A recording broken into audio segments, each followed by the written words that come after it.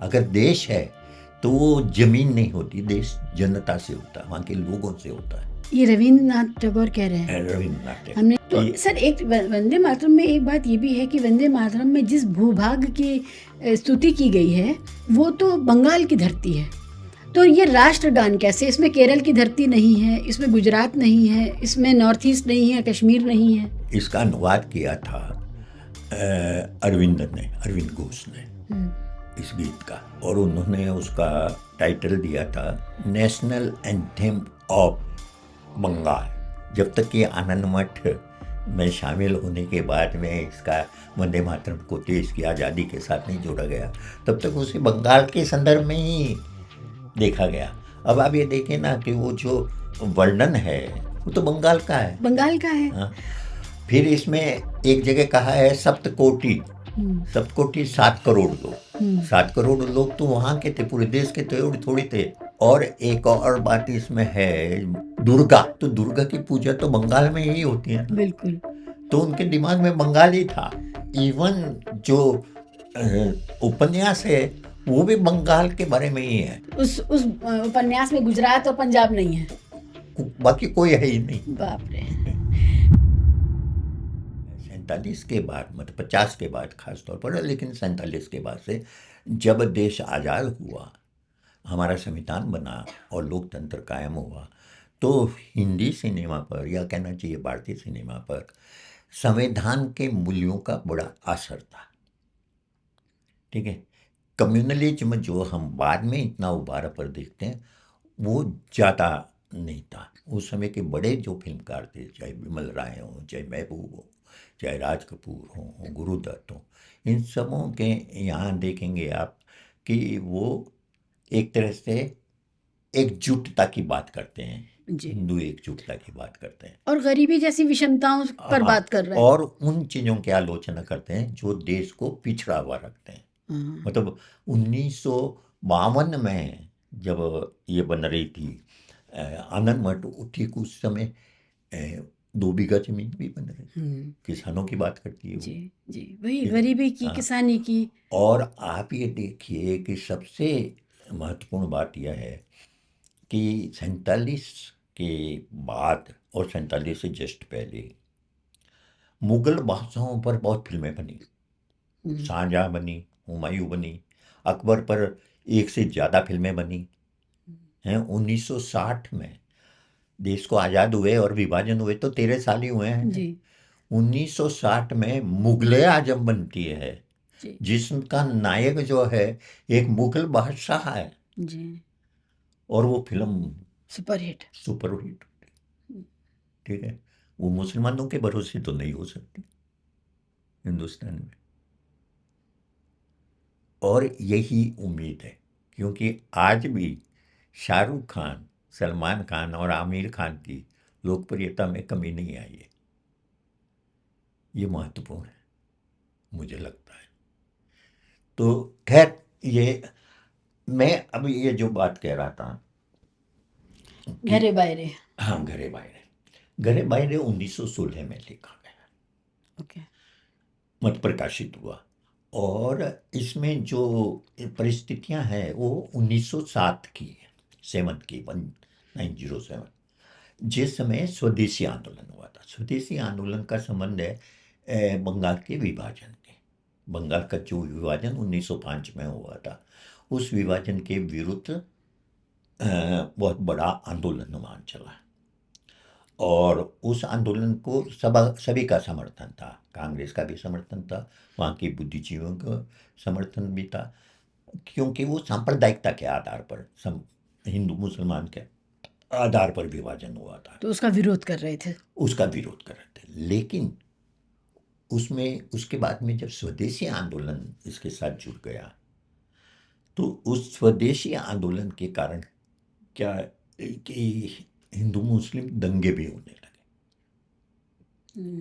और ये जो दंगे हुए, इस दंगे को देखकर स्वदेशी आंदोलन के रविंद्रनाथ भी समर्थक थे, लेकिन दंगे देखकर उनको लगा कि ये तो गड़बड़ हो रही है, ये ठीक नहीं है, और कहीं न कहीं वो उनके मन में आया कि इस पर उपन्यास लिखें, और उन्होंने उपन्यास लिखा घरे बाहरे, ठीक है ना।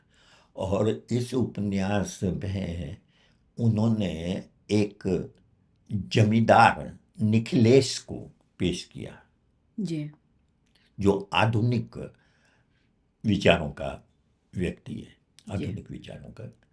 और उसका एक मित्र है संदीप। संदीप जो है वो स्वदेशी आंदोलन का बड़ा नेता है, हम्म, ठीक है। इसमें ये निखिलेश के यहाँ ये संदीप आता है और स्वदेशी को लेकर जगह जगह भाषण वगैरह देता है, हम्म, ठीक है। लेकिन निखिलेश से संदीप किया मतलब कहना चाहिए कि विरोध बढ़ता जाता है। विरोध इसलिए बढ़ता है कि निखिलेश ये कहता है कि तुम ये जो स्वदेशी का प्रचार कर रहे हो, ये मेरी जनता के बीच में मत करो, क्योंकि मैं इसके पक्ष में नहीं हूँ। हमारे जो गरीब जनता है, हिंदू और मुसलमान, अ, अ, अगर उनको नुकसान होता है तो मैं ये नहीं होने दूंगा। हम्म, गरीबों का कहना था, मुसलमानों से बात करते हुए संदीप को वो मुसलमान कहते हैं कि भाई आप कह रहे हो कि हम विदेशी वस्तुओं का बहिष्कार कर दें, हैं, तो फिर हम खाएंगे क्या, पिएंगे क्या। मतलब वो जो सामान बेचते हैं उसमें सामान में बहुत कुछ होता है जो विदेशी है। तो उन्होंने कहा कि हम अगर वो बेचना बंद कर दें तो उनको हमारा गुजारा कैसे होगा, तो हम तो ये नहीं करेंगे। ये जरूर कहते हैं वो कि अगर हमारा जमींदार कह देगा हैं तो हम सोचेंगे, जी लेकिन हम नहीं करेंगे। और इसको लेकर जो है काफ़ी वो उपन्यास पूरा उसी पर है। जी उसमें क्या है कि ये संदीप जो है ये अपने जो साथ युवा लोग हैं उनको कहते हैं कि ये ऐसे तो ये लोग मानेंगे नहीं, इसलिए हम इस तरह तो छोड़ नहीं सकते। तो वो क्या करते हैं कि मुसलमानों पर हमला करते हैं, गरीब मुसलमानों पर हमला करते हैं, उनकी झोंपड़ियाँ जला देते हैं, उनकी दुकानें जला देते हैं। और इस तरह जब इन पर हमला होता है तो ढाका से कोई मौलवी आता है जो मुसलमानों को भड़काता है, हम्म, ठीक है। तो ये सब होता है। और निखिलेश जो है वो समझाने की कोशिश करता है। वो हिंदुओं को कहता है कि भाई मैं ऐसे किसी हिंदुस्तान की कल्पना नहीं कर सकता जिसमें मुसलमान ना हो। अगर हिंदुस्तान है तो मुसलमान भी है, ठीक है। तो इसमें ऐसी कई बातें कही गई है जिससे ये लगता है कि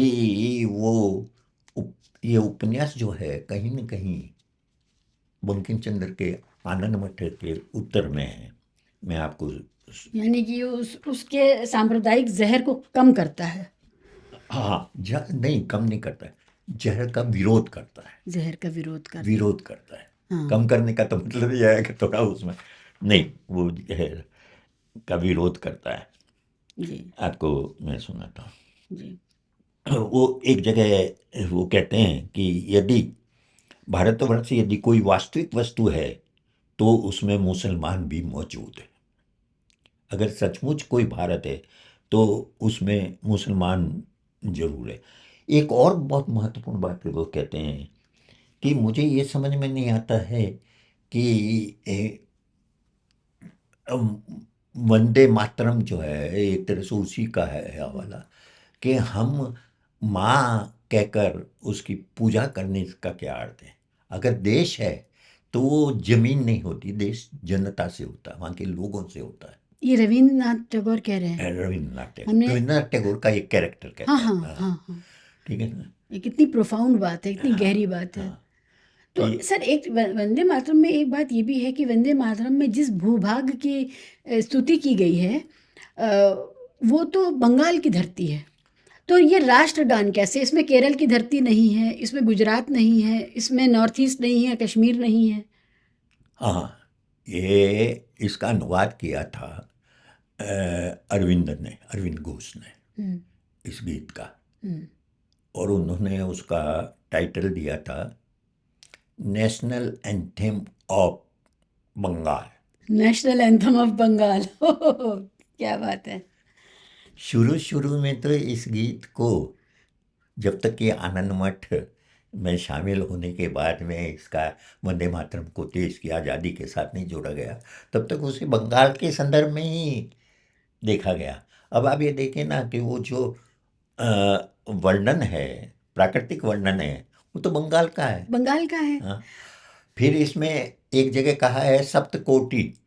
सप्तकोटि 7 करोड़ लोग। 7 करोड़ लोग तो वहाँ के थे, पूरे देश के थोड़ी थे। हाँ। और एक और बात इसमें है महत्वपूर्ण कि दुर्गा जिसको लेकर लिखा गया, तो दुर्गा की पूजा तो बंगाल में ही होती है ना, बिल्कुल। तो उनके दिमाग में बंगाल ही था। तो ये बंगाल राष्ट्र की बातें थी। हाँ, जिसको इवन जो उपन्यास है वो भी बंगाल के बारे में ही है, अगर देखा जाए तो। उस उपन्यास में गुजरात और पंजाब नहीं है। बाकी कोई है ही नहीं। बाप रे।